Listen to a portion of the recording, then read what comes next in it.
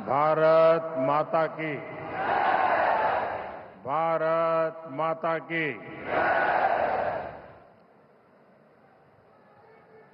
दिल्ली मुख्यमंत्री रेखा गुप्ता जी, दिल्ली के lieutenant governor Vinay Saxena ji, केंद्रीय मंत्रिमंडल में मेरे सहयोगी मनोहर लाल जी, हर्ष मल्होत्रा जी, तोखन साहू जी, प्रदेश सरकार के सभी मंत्री, सभी माननीय सांसद, माननीय विधायकगण और दिल्ली के मेरे प्यारे भाइयों और बहनों, आज हम सब दिल्ली में विकास को नई गति देने के लिए यहां इकट्ठे हुए हैं। कुछ देर पहले ही यहां 33,500 करोड़ रुपए के प्रोजेक्ट का शिलान्यास और लोकार्पण हुआ। मेट्रो के विस्तार से लेकर हजारों सरकारी कर्मचारियों के आवासों तक देश की राजधानी में सुविधाओं का लगातार मजबूत विस्तार हो रहा है, एक नई मजबूती दी जा रही है। दिल्ली के आप लोगों ने एक साल पहले जिस नई उम्मीद और नए संकल्प के साथ यहां भाजपा की डबल इंजन सरकार बनाई थी, उसका परिणाम आज यहां विकास कार्यों में दिख रहा है। मैं दिल्ली के सभी नागरिकों को इस विकास की अविरत धारा के लिए बहुत बहुत बधाई देता हूं। साथियों, आज का यह कार्यक्रम एक और वजह से भी बहुत विशेष है। आज अंतर्राष्ट्रीय महिला दिवस है। आज भारत महिला सशक्तिकरण की नई गाथा लिख रहा है। यहां रेखा गुप्ता जी के सफल नेतृत्व में राजधानी का विकास हो रहा है। राजनीति, प्रशासन, विज्ञान, खेल या समाज सेवा का क्षेत्र, भारत की नारी शक्ति हर क्षेत्र में एक नई ऊर्जा से आगे बढ़ रही है। मैं पूरे देश की नारी शक्ति को आज महिला दिवस पर हृदय से बहुत बहुत बधाई देता हूं और राष्ट्र के विकास में उनके असीमित योगदान के लिए ऋण स्वीकार करता हूं और उन्हें अनेक अनेक शुभकामनाएं देता हूं, ताकि वो समाज और राष्ट्र को निरंतर मजबूती देती रहे, राष्ट्र को निरंतर प्रगति की राह पर ले जाने में नई ऊर्जा देती रहे। साथियों, दुनिया का कोई भी व्यक्ति जब भारत जैसे विशाल लोकतंत्र के बारे में सोचता है तो अक्सर उसके मन में दिल्ली की तस्वीर आती है। दिल्ली केवल भारत की राजधानी नहीं है, ये भारत की पहचान भी है, भारत की ऊर्जा का प्रतीक भी है। इसलिए दिल्ली का विकास केवल एक शहर का विकास नहीं होता, यह पूरे देश की छवि से जुड़ा होता है। दिल्ली जितनी आधुनिक होगी, दिल्ली जितनी सुविधाजनक होगी, दिल्ली की कनेक्टिविटी जितनी बेहतर होगी, भारत का आत्मविश्वास दुनिया के सामने उतनी ही मजबूती से दिखाई देगा। और इसलिए मुझे खुशी है कि आज हमारी दिल्ली सुविधाओं और इंफ्रास्ट्रक्चर के मामले में तेजी से आगे बढ़ रही है। एक समय था जब दिल्ली में खराब व्यवस्थाओं की ही चर्चा होती थी। शहर के एक हिस्से से दूसरे हिस्से तक पहुंचने में कई कई घंटे लगते थे। बस स्टैंड्स पर बसों और ऑटो के इंतजार में माताओं बहनों का समय बर्बाद होता था। लेकिन आज दिल्ली की तस्वीर बदल रही है।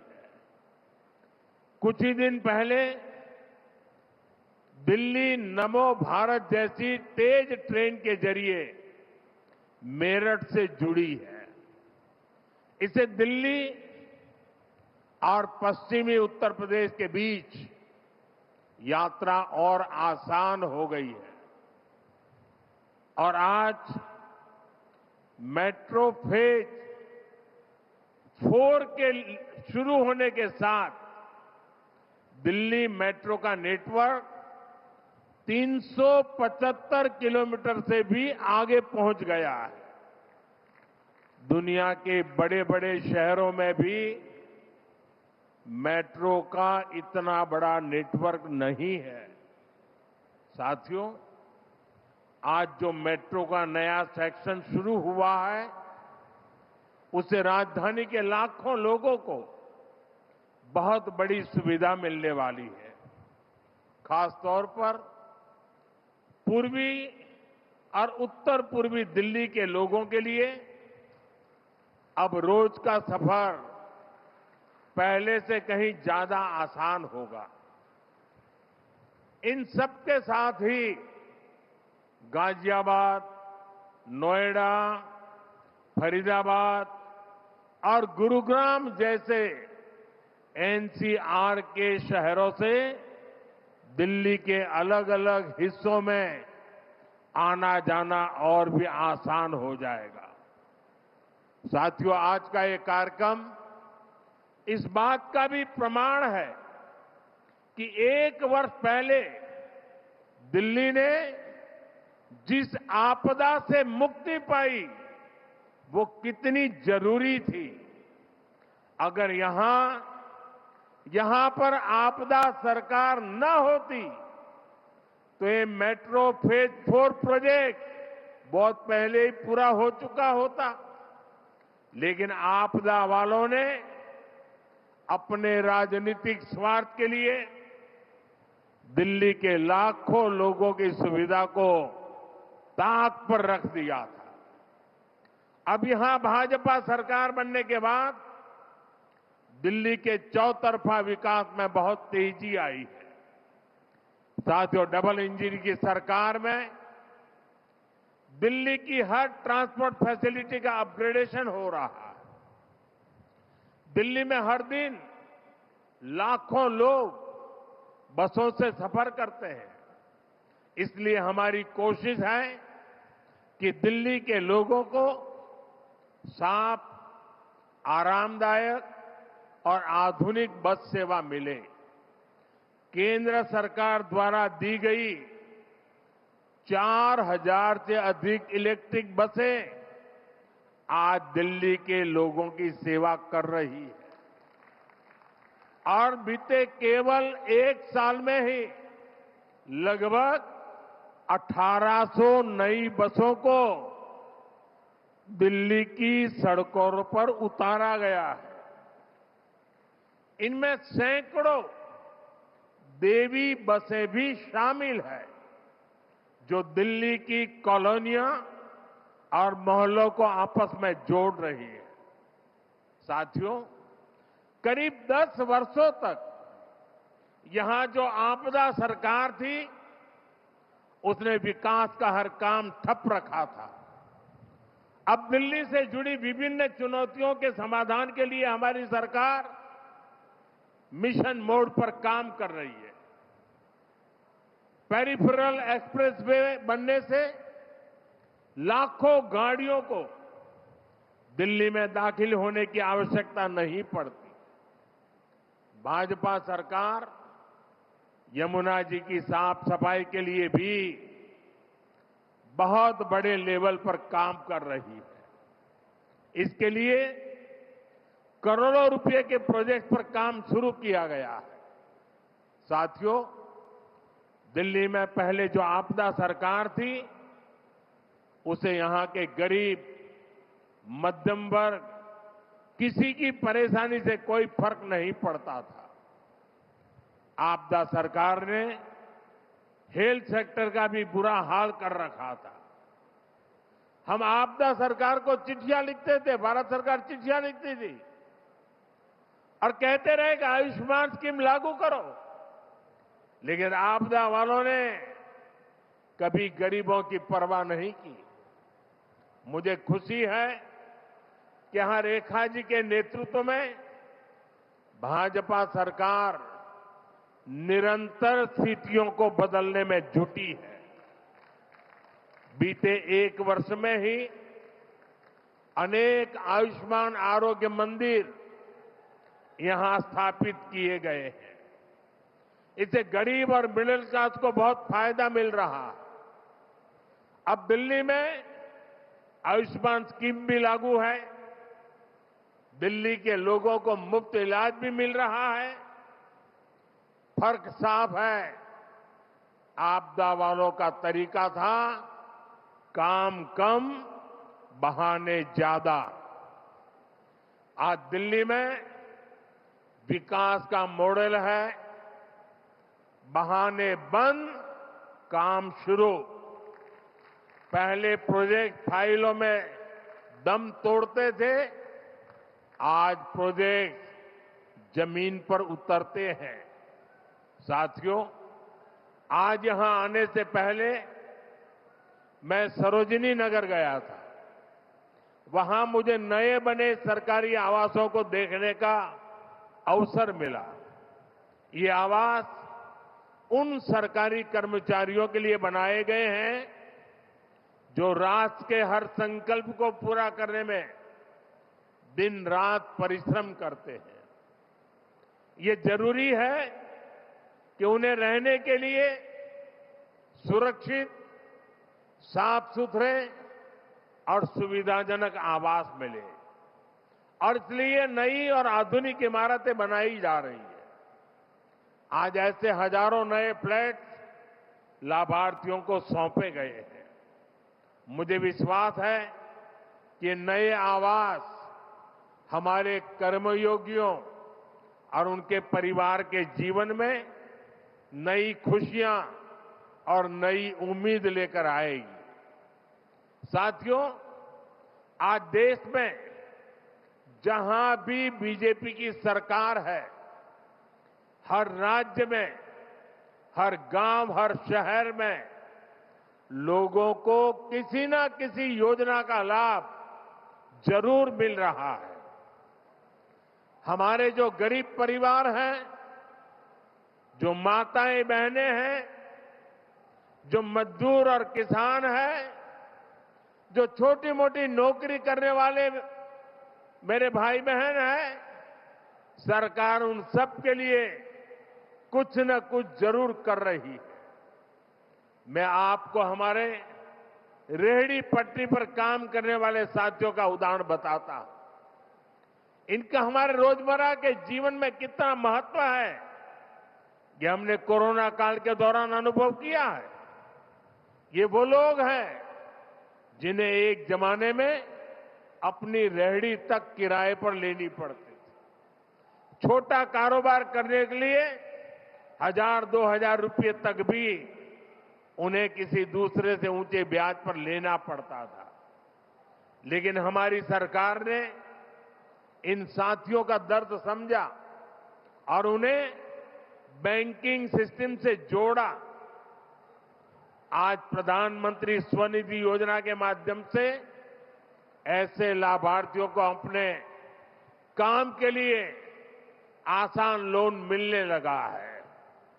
दिल्ली में भी रेहड़ी पटरी पर काम करने वाले करीब 2 लाख साथियों को इस योजना से करीब 350 करोड़ रुपए की मदद मिली है।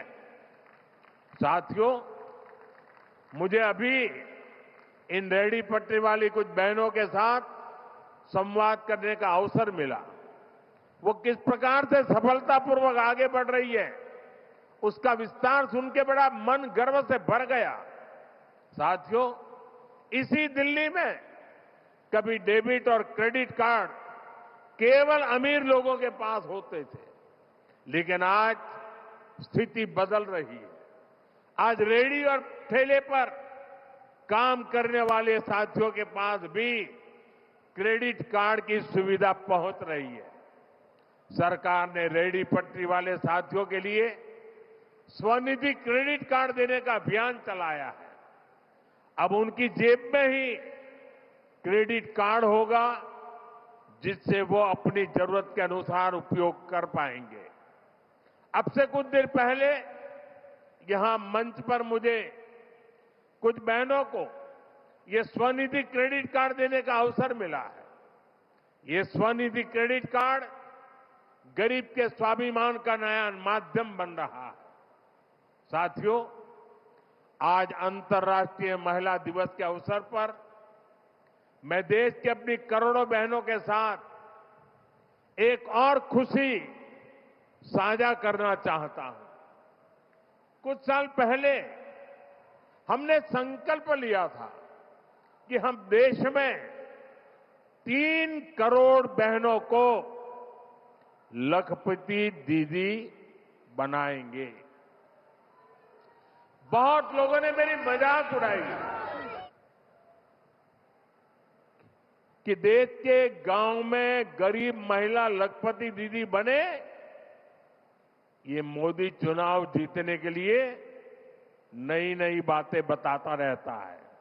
बहुत भला बुरा कहा गया था, बहुत मजाक उड़ाई गई थी, भांति भांति के सोशल मीडिया पर खेल चल रहे थे। लेकिन आज अंतर्राष्ट्रीय महिला दिवस पर बड़े गर्व के साथ कहता हूं कि मेरी माताओं बहनों में कितना सामर्थ्य है। अगर उनको अवसर दिया जाए तो वो कैसे कैसे नई नई सिद्धियां हासिल कर सकती हैं। मुझे आज खुशी के साथ कहना है कि देश ने 3 करोड़ महिलाओं को लखपति दीदी बनाने का जो संकल्प किया था वो पूरा हो चुका है। 3 करोड़ से अधिक बहनें अब लखपति दीदी बन चुकी है।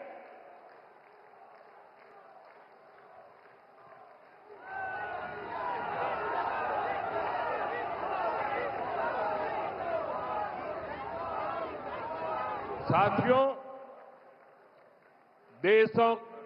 दशकों से गांवों में हमारी बहनों के पास हुनर भी था, मेहनत भी थी, लेकिन उन्हें पूंजी और अवसर नहीं मिलते थे। और इसलिए हमने इन बहनों को सेल्फ हेल्प ग्रुप से जोड़ा, बैंकों से जोड़ा, उन्हें नई ट्रेनिंग, नए अवसर और बाजार के जोड़ने का काम किया। आज देश में 10 करोड़ से अधिक बहनें ऐसे समूहों से जुड़ी हैं। इन सेल्फ हेल्प ग्रुप को लाखों करोड़ रुपए की आर्थिक मदद मिली है। इसका परिणाम यह है कि आज गांवों की नारी शक्ति आत्मनिर्भर बन रही है, अपने परिवार की आय बढ़ा रही है और लखपति दीदी बनकर ग्रामीण अर्थव्यवस्था को भी बहुत मजबूत कर रही है। साथियों, हमारी बहनों की इसी सफलता ने हमें एक नया संकल्प लेने की प्रेरणा दी है। 3 लाख करोड़ लखपति दीदी, ये असंभव लगता था, लेकिन साकार कर दिया। अब सरकार ने तय किया है कि देश में 3 करोड़ लखपति दीदी और नई 3 करोड़ जोड़ दी जाएगी, यानी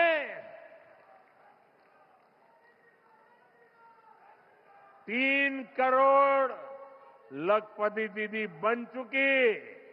आज हम संकल्प ले रहे हैं 3 करोड़ और दीदी लखपति दीदी बनेगी।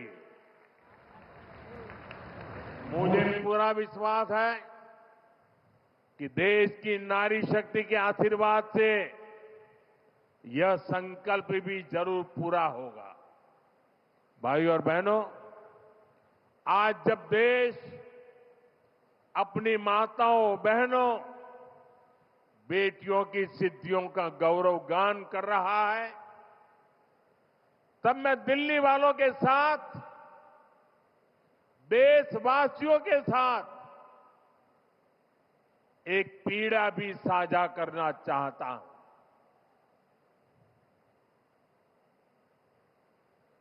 ये पीड़ा है, ये दुख है, दिल को गहरी चोट लगी है, जो मैं आज देशवासियों के सामने, दिल्ली वासियों के सामने मैं व्यक्त करना चाहता हूं। आज देश अंतर्राष्ट्रीय महिला दिवस मना रहा है और कल पश्चिम बंगाल में टीएमसी सरकार ने देश की राष्ट्रपति आदरणीय द्रौपदी मुर्मू जी का घोर अपमान किया है।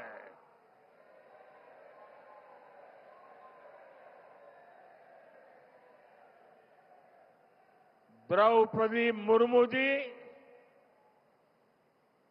संथाल आदिवासी परंपरा के बहुत बड़े उत्सव में शामिल होने के लिए बंगाल गई थी,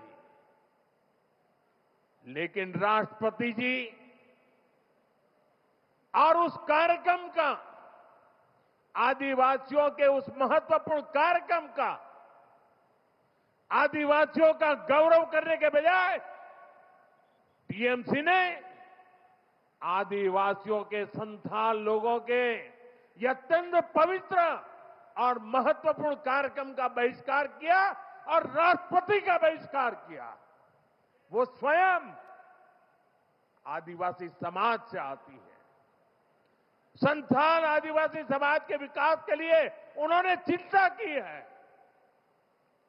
टीएमसी सरकार ने उस कार्यक्रम को बदइंतजामी के हवाले कर दिया है।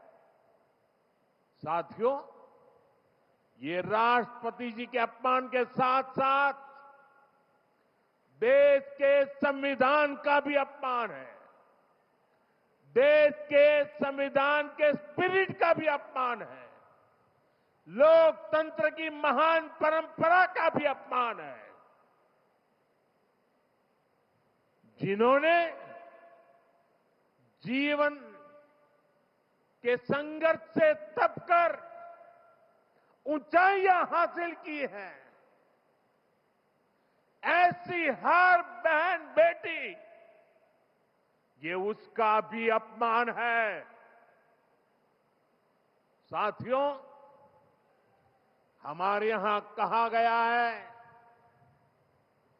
अहंकारे हतः पुष्टः समूलम च विनश्यति, यानी अहंकार में चूर व्यक्ति कितना भी शक्तिशाली क्यों न हो, अंततः नष्ट हो जाता है। मैं आज देश की राजधानी से आप सभी के बीच ये आह्वान कर रहा हूं कि एक आदिवासी राष्ट्रपति का गौर अपमान करने वाली टीएमसी की एक गंदी राजनीति और सत्ता का अहंकार बहुत ही जल्द चूर चूर होकर रहेगा।